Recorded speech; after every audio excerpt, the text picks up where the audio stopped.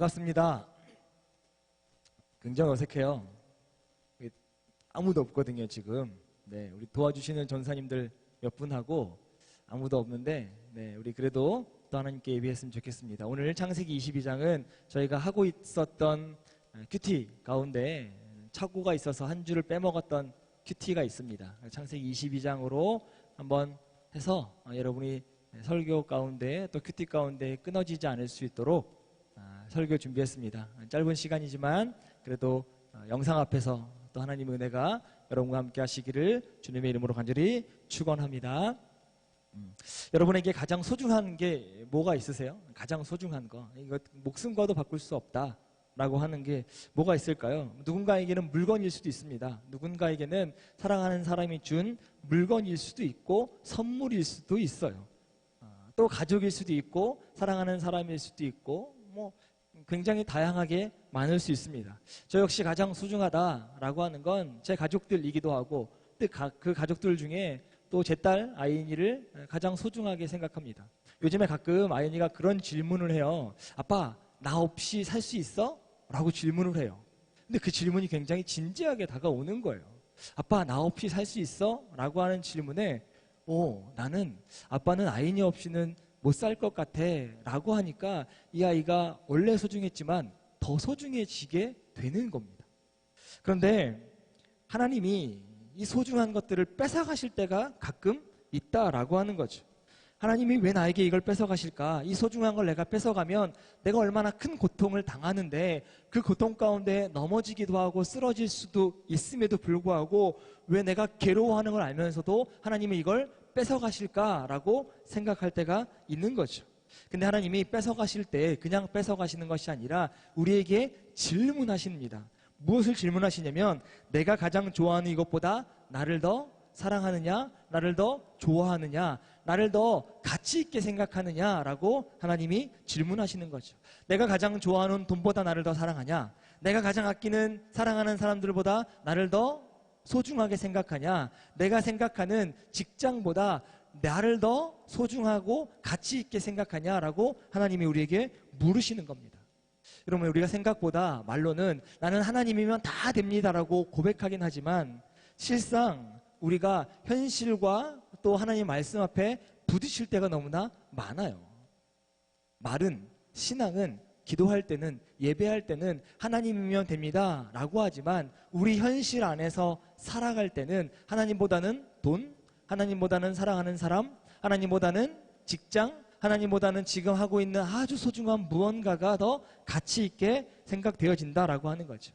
하나님도 사랑하는 아들이 있었어요. 누구시죠? 예수님이요. 하나님도 하나밖에 없는 독생자 예수 그리스도를 너무나 소중하게 생각하시고 아끼시고 사랑하셨습니다. 그런데 그 아들을 이 세상에서 보내셨어요. 그리고 죽기까지 하셨습니다. 그 고통이 얼마나 한약이냐는 거죠. 여러분, 우리가 자존심 상하는 일이 있으면 마음이 굉장히 아픕니다. 하나님도 얼마나 아프셨을까 생각하면 하나님 만드신 이 땅 가운데에서 우리가 하나님 말씀을 순종하지 않냐고 불순종하고 불신앙으로 살아가면서 하나님을 때로는 부정하고 죄를 지을 때 하나님이 마음이 굉장히 아프시다라고 하는 거지.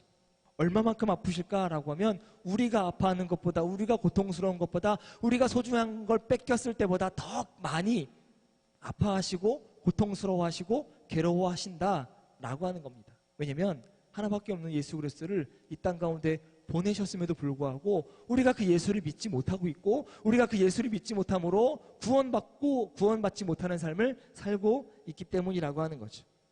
여러분, 우리가 하나님의 마음을 좀 공감했으면 좋겠어요. 우리도 소중한 걸 잃을 때 너무나 마음이 아픈데 하나님도 소중한 아들 예수 그리스도를 우리를 위해 주셨는데 하나님이 얼마나 마음이 아프셨겠어요. 그리고 그거 죽이셨잖아요. 십자가에 매다셨잖아요.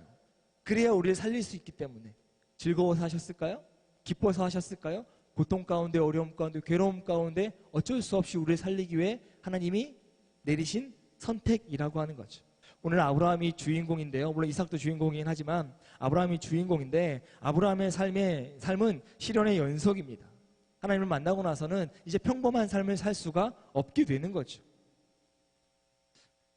근데 현실과 말씀의 차이가 있어요. 현실은 뭐예요? 하늘의 별처럼 바다의 모래알처럼 내 자손이 많아지겠다라고 이야기해. 내 민족이 많아지겠다라고 이야기하고 내가 복의 근원이 되겠다라고 이야기하지만 아직 자녀가 없어요. 100세에 낳은 아들 하나, 그리고 90세에 낳은 이스마엘 아들 하나. 그래봐 둘. 또 가나안 땅을 주겠다고 약속하셨어요. 근데 아직 땅 한 평도 받지 못했습니다. 자기 땅이 있지 않아요.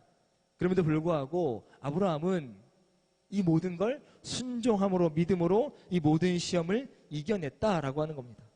잘 살고 있는 아브라함에게 사랑하는 아들 이삭과 열심히 잘 살고 있고 행복하게 잘 살고 있던 이 아브라함에게 어느 날 하나님이 불쑥 나타나셔서 이렇게 말씀하시는 거죠. 내 사랑하는 독자 아들을 나에게 바쳐라. 그 번제물을 바쳐라. 그 아들을 번제로 바쳐서 제사해라 라고 이야기합니다. 이건요, 어려운 거예요. 자기 아들을 직접 손으로 죽여야 되고 피를 빼야 되고 각을 떠야 돼요. 죽여서 불로 태워서 하나님께 올려드리는 겁니다. 지금 하나님이 요구하시는 게 아브라함의 재산이 아니에요. 만약에 아브라함이 재산을 달라고 했으면 아마 다 줬을 거예요. 하나님 다 가져가세요 라고 했을 거예요. 시간, 하나님 제 시간 모두 다 하나님의 시간이니 하나님 거니까 가져가세요 라고 했을 거예요. 근데 하나님이 원하시는 게 재산도 아니에요. 시간도 아니에요. 가장 사랑하는 아들, 그것도 100세에 낳은 아들, 하나밖에 없는 아들, 하나님이 약속하셨던 그 아들을 제물로 바치라고 하는 거죠. 이건 완전히 정신 나간 미친 아버지가 아니고서는 할 수 없는 일입니다. 그런데 아브라함은 이 말도 되지 않는 하나님 말씀에 순종하려고 이삭을 데리고 아침 일찍 떠나서 모리아의 한 산으로 갑니다. 저는 그 모리아 산으로 떠나는 길을 이렇게 표현하고 싶어요. 아브라함의 생애에서 가장 길었던 시간, 가장 길었던 날. 제가요 2016년 3월 21일 오전 5시 30분 아내가 진통을 18시간 정도를 하고 있었어요. 근데 이제 진통이 온 거예요. 양수는 터지고 진통이 왔는데 자궁이 벌어지지 않아서 지금 수술하지 않으면 산모도 위험하고 아이도 위험하다고 하더라고요. 간호사가 저를 데리고 와서 수술 동의서에 사인을 하래요. 그래서 안내데스크 가서 수술 동의서에 사인을 하고 있는 그 시간에 아내는 수술실로 들어간 거예요. 기도하겠다, 이겨내자 라고 하는 말도 못하고 그 아내는 수술실로 그냥 들어가 버렸습니다. 아이를 낳으러 들어간 그 아내를 보지 못하고 밖에서 서성이는데 1시간 30분 정도 지나서 아이니가 나왔는데 그 1시간 30분이 그렇게 길더라고요. 밖에서 서성이다가 시계를 봐도 5분밖에 안 지났어요. 또 시계를 봐도 5분밖에 안 지났어요. 1시간 반 동안 얼마나 그 시간이 긴지 정말 1년 같고 10년 같더라고요. 근데 더 하잖아요. 아브라함은 자기 아들을 죽이러 가야 하는 그 길, 여러분 얼마나 길까요? 얼마나 긴 시간이었을까요? 얼마나 긴 날일까요? 아브라함이 75세 아들 이삭을 약속받고서 25년 만에 100세의 아들을 얻어요. 25년을 기다렸어요. 그 기다리는 시간보다 제가 볼 때는 집에서 떠나서 모리아 산의 한 땅으로 가는 그 길이 더 길었을 거라고 생각해요. 더 어려웠을 거라고 생각하고 더 괴로웠을 거라고 생각합니다. 그런데 믿음의 조상 아브라함은 이 모든 일을 일사천리로 진행해요. 3절에 그렇게 해요. 아브라함이 아침에 일찍 일어나 라고 합니다. 고민하지 않아요. 아브라함은 일찍 일어나요. 이렇게 생각했어요. 아브라함은 순종할 때마다 아침에 일찍 일어나요. 보세요. 이스마엘을 내어 보낼 때에도 아침에 일찍 일어납니다. 그리고 하갈과 이스마엘을 내보내요. 그 이유는 무엇이냐면 하나님 말씀에 시간을 질질 끌고 주저하면 마음이 변할 수 있다는 거예요. 하나님 말씀에 순종할 수 없는 갖가지 이유들을 찾아내기 시작하고 핑계를 대기 시작한다는 거죠. 아브라함은 알았어요. 이 아들을 죽일 수 없는 이유와 핑계들을 만들어낼 거라고 스스로 자신을 판단했습니다. 그러니까 그 고민하기 전에, 마음이 변하기 전에 이 아들을 데리고 빨리 가야 되겠다, 가서 제사 드려야 되겠다, 가서 하나님 말씀에 순종해야 되겠다라고 하는 거죠. 순종할 때 가장 어려운 게 뭐냐면요, 나 자신이에요. 하나님 말씀에 순종할 때 가장 어려운 게 뭐냐면 내 자신이 걸림돌이 된다는 겁니다. 나는 어떤 핑계를 대서라도 안 하고 싶거든요. 이렇게 안 되고요, 저렇게 안 되고요 라고 하는 핑계들을 대고 싶어 합니다. 신앙에는요, 핑계 댈 수 없어요. 핑계가 있을 수 없습니다. 사람들은 다른 사람들을 핑계를 대요. 그러면서 자기 속마음은 그렇지 않다라고 이야기하죠. 하나님에게도 동일합니다. 하나님, 내 마음은 그렇지 않지만 제 상황을 한번 봐보세요. 제가 지금 이렇게 하나님에게 순종할 수 있는 시간인가요? 때인가요? 환경인가요? 조건인가요? 라고 이야기해요.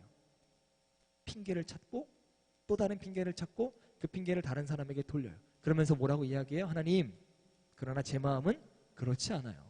하나님을 향해 예배합니다. 하나님 말씀에 순종하려고 합니다. 하나님 나에게 죽으라고 하면 내가 죽는 신용까지 하겠습니다라고 말은 하지만 행동은 그렇지 않다는 거죠. 우리가 하나님의 뜻에 순종하려면 가장 먼저 여러 가지 이유를 대면서 핑계를 하는 자기 자신을 잡으셔야 돼요. 부인해야 합니다. 우리는요, 뱀처럼 간사해요. 어떻게 해서라도 하나님 뜻에서 빠져나가서 몸부림치는 미꾸라지와도 같아요. 우리가 하나님 손에 꽉 붙잡혀 옴짝달싹 못할 때 그때부터 하나님 말씀에 순종하게 되는 줄 믿습니다. 아브라함은 핑계대지 않았어요. 누구 핑계요? 사라의 핑계, 아내 사라의 핑계를 대지 않았습니다. 이 시험을 아내 사라에게 말하지 않았어요. 왜요? 내 시험이지 아내 사라의 시험이 아니라고 아브라함은 생각했어요. 또 이유는 아내 사라가 그러한 믿음을 아직 갖고 있지 않았기 때문이죠. 만약에 말을 한다라고 한다면 이 사라가 아들 이삭을 빼돌리거나 숨기거나 다른 먼 친척 집으로 보내거나 갖가지 핑계들을 삼아서 이 아들이 죽지 못하도록 방법을 쓰지 않았겠어요? 말하지 않았습니다. 그래서 내 시험이지 사라의 시험이 아니다고 생각한 거죠. 아니면 싸우지 않았겠어요? 미친 거 아니냐고, 어떤 아버지가 아들을 직접 죽이겠냐고 이야기하지 않겠습니까? 혼자서 감당해야 될 시험을 아브라함은 감당하고 있는 거죠.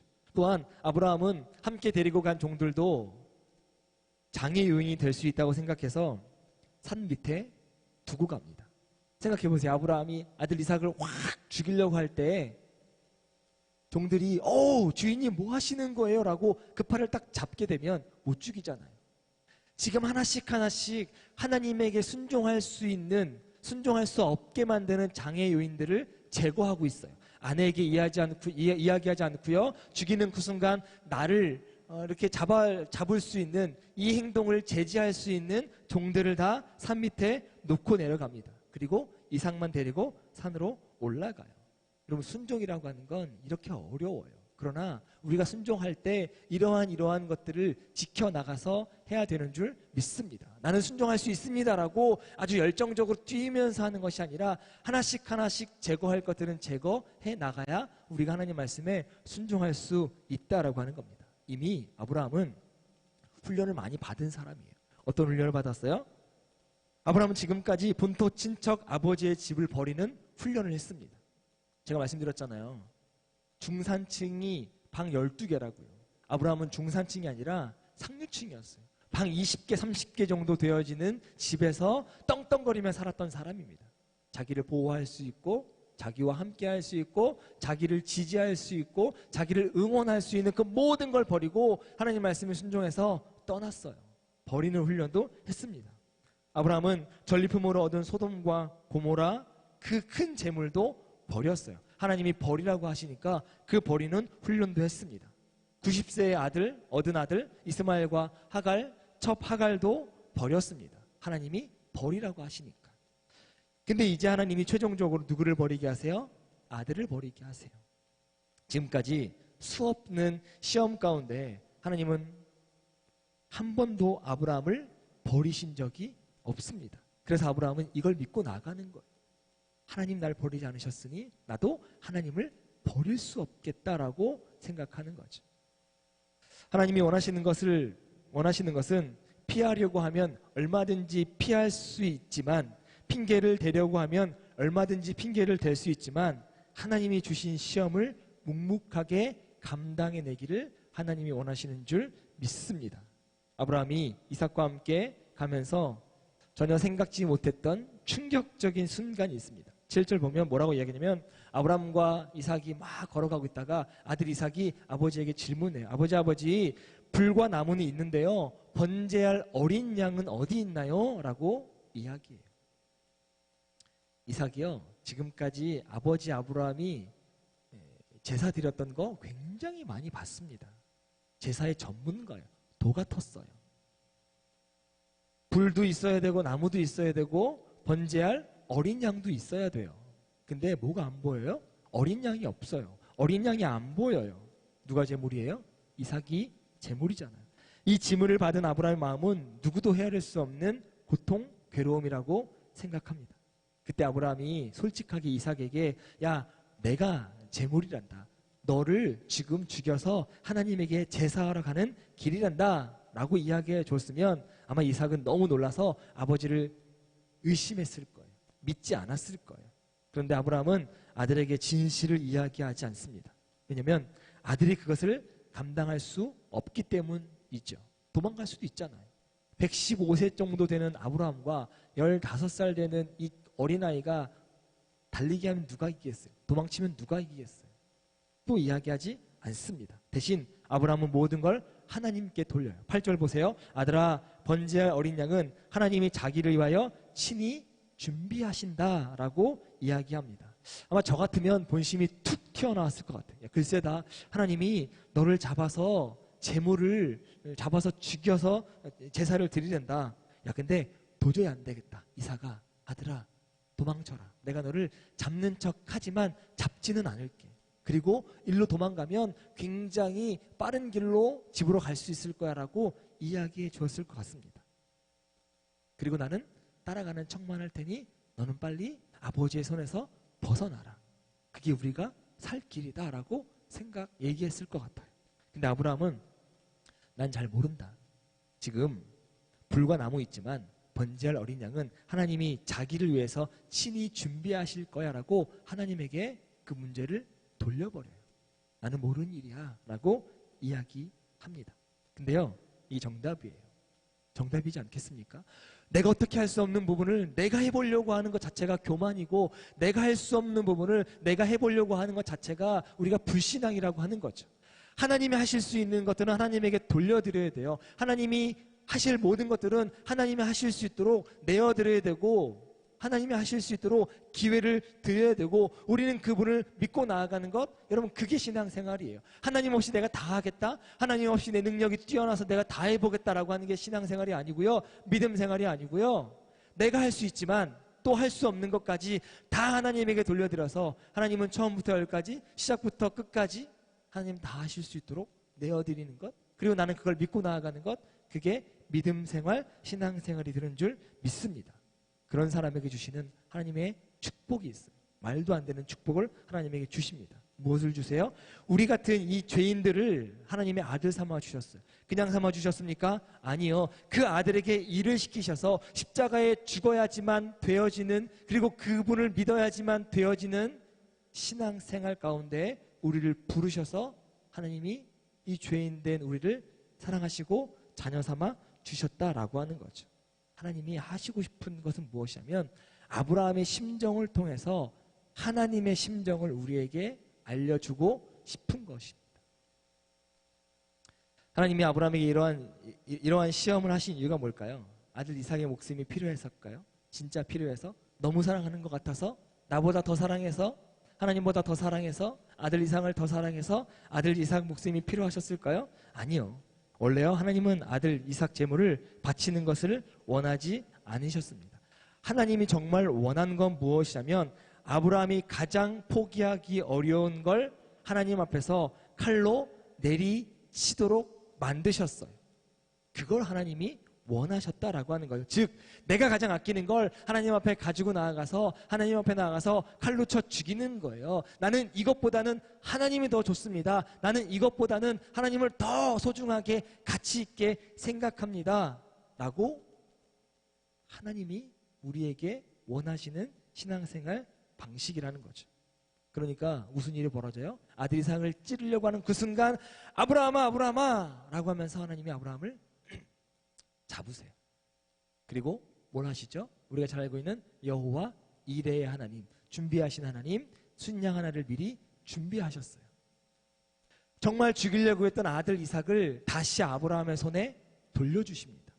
우리가 정말 죽이려고 하면 정말 죽이는 신용이 아니라 죽이려고 진짜 마음 먹으면 하나님이 우리에게 그걸 돌려주시는 줄 믿습니다. 내 젊음을 하나님 앞에 끌고 가서 그것을 칼로 한번 내리쳐 보시기 바랍니다. 내 젊음이 망가질 것 같죠? 이 젊음의 시간에 하나님을 예배하고 하나님을 봉사하고 하나님께 나아가서 순종하는 것, 내 젊음을 망치는 것 같죠? 아니에요. 그 순간 내 젊음을 다 하나님께 드려지는 순간 하나님이 그 젊음을 아름답게 포장하셔서 우리에게 돌려주실 줄 믿습니다. 어떻게 해요? 100배 이상의 축복으로 우리에게 돌려주실 줄 믿습니다. 나에게 야망이 있어요. 그 야망 가지고 하나님 앞에 나아가서 칼로 내리치실 때 그 야망이 새로운 희망으로, 새로운 소망으로 우리에게 갚아주시는 하나님이 여러분의 하나님이 되실 줄 믿습니다.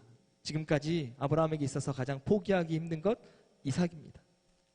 어쩌면 아브라함은 이스마엘을 내보내고 나서 더욱더 아들 이삭에게 집착했을 것 같아요. 내 거야, 내 거야. 하나님은 주셨지만 내 거야라고 집착하며 살았던 것 같아요. 그래서 하나님이 이런 시험을 주시죠. 이 시험이 끝나고 나서 아브라함은 이제 이 아들 이삭을 집착하지 않습니다. 내 아들이 아니라 누구 아들이요? 하나님 아들이 되는 거예요. 내게 아니라 하나님께 되는 겁니다. 하나님 나에게 주신 오로지 선물이고 나는 이 아이들을 잘 성장시켜서 믿음의 자녀가 되게 하고 믿음의 가정을 만들어주고 나에게 주신 하나님, 내가 만났던 하나님, 내가 경험했던 하나님을 소개하고 이 믿음의 유산을 이 아들 이삭에게 흘려보내주는 역할 해야 되는구나라고 생각하게 되는 거죠. 내 거라 생각하지 아니하고 하나님 거라 생각하게 되어지는 것이 창세기 22장이 끝날 때 아브라함이 갖는 마음일 것 같아요. 우리가 가장 소중한 것 하나님께 바치면 하나님이 우리에게 반드시 돌려주시는 줄 믿습니다. 나의 것으로 돌려주시는 것이 아니고요, 하나님의 것으로 돌려주시는 줄 믿습니다. 그동안은 아브라함의 문제였다면, 그동안은 인간의 문제였다면 이걸 다 드리는 순간 누구의 문제가 되어? 하나님의 문제가 되는 줄 믿습니다. 우리가 우리의 가장 중요한 것들을 하나님에게 바치시기를 주님의 이름으로 축원합니다. 그러면 하나님이 그걸 갚으셔서 우리에게 도로 축복으로 주실 줄 믿습니다. 제가 처음에 했던 질문 기억나세요? 가장 처음에 했던 질문, 설교 시작하면서 했던 질문 기억나세요? 여러분의 삶에서 가장 소중한 건 뭐라고 생각하세요? 라고 제가 질문했습니다. 바로 다른 게 아니라 나 자신이죠. 가장 소중한 건 나 자신이지 않겠습니까? 이 가장 소중한 나 자신을 하나님께 칼로 쳐서 드리시는 여러분 되시기를 주님의 이름으로 간절히 축원합니다. 하나님께 드리면 하나님이 내 삶을 만지셔서 개입하셔서 함께 하셔서 동행하셔서 우리의 삶을 축복의 삶으로 바꿔주시는 줄 믿습니다. 우리가 우리의 삶이니까 내 거니까 내 마음대로 살겠다 라고 생각하는 것이 아니라 내 삶이 내게 아니라 하나님이 주신 그 호흡으로 살아간다. 그러니 나는 하나님께로부터 왔고 하나님께로 돌아갈 거라고 하는 믿음을 갖고 살아간다고 한다면 내 삶이 내게 되지 않습니다. 하나님 거예요. 그럼 내 삶에서 하나님께 순종하기에 어렵지 않은 삶을 여러분도 살아가실 줄 믿습니다. 나를 스스로 칼로 쳐서 하나님께 드립시다. 그러면 나를 살리셔서 나에게 다시 좋은 것으로 주시는 하나님의 은혜 역사가 있는 줄 믿습니다. 다시 주신 삶은 내 것이 아니라 하나님 거예요. 그러면 하나님이 여러분의 삶을 책임져 주십니다. 여러분의 직업도 책임져 주시고요, 여러분의 앞으로의 결혼도 책임져 주시고, 여러분이 하고자 하는 모든 계획과 비전들 가운데에서 하나님이 놀랍게 채우시는 역사가 있는 줄 믿습니다. 왜요? 우리 게 아니라 하나님 거니까 하나님 스스로 일하셔야 될 수 있도록 우리를 칼로 쳐서 하나님께 드리세요. 하나님이 일하시는 줄 믿습니다. 앞으로의 미래도요, 지금의 삶이 어렵고 지금 길고 긴 어둠의 터널을 통과하고 있는 이 삶도 하나님이 다 책임져 주실 줄 믿습니다. 하나님께 드린 삶이니까요. 하나님이 주인 돼 주시는 삶이니까요. 이제 우리의 삶을 하나님께 좀 같이 드렸으면 좋겠습니다. 절대 포기할 수 없다고 생각하는 것까지 한번 드려봅시다. 나를 칼로 쳐서 드려봅시다.